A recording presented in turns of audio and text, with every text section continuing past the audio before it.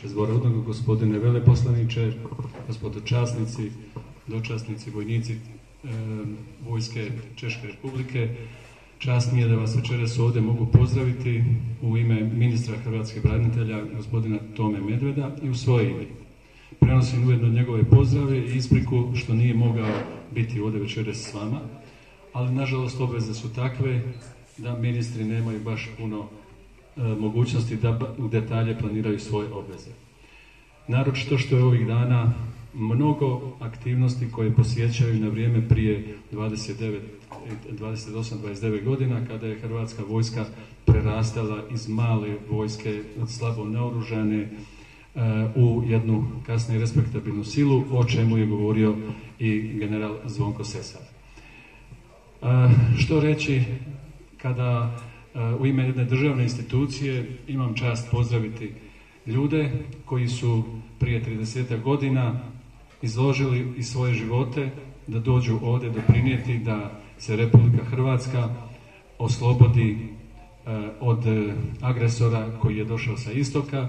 Vjerovali smo da ćete biti vi ti koji ćete svojom aktivnosti dovesti do toga da će druga neprijateljska strana spoznati da je jedini izlaz miran put u budućnost. Međutim, nažalost, mi smo morali 1995.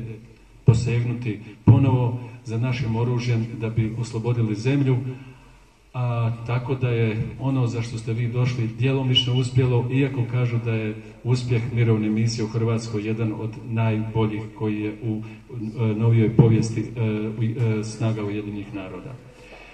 Lijepo je danas ovdje ugostiti prijatelje iz prijateljske Češke Republike, danas kada smo zajedno u jednom novom savezu država, kada smo zajedno u jednom novom savezu vojski, savezu Europske unije i zajednički u sastavu NATO snaga.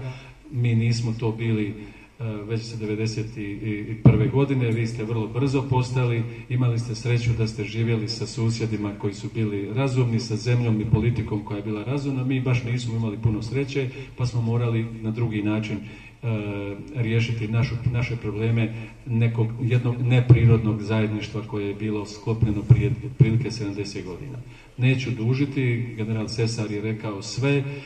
Još jedan put vas pozdravljam i želim da se osjećate ugodno u zemlji u kojoj ste bili prije 30 godina i da ste mali doprinos svaki od vas dao. Živjeli i ugodan boravak u Hrvatskoj.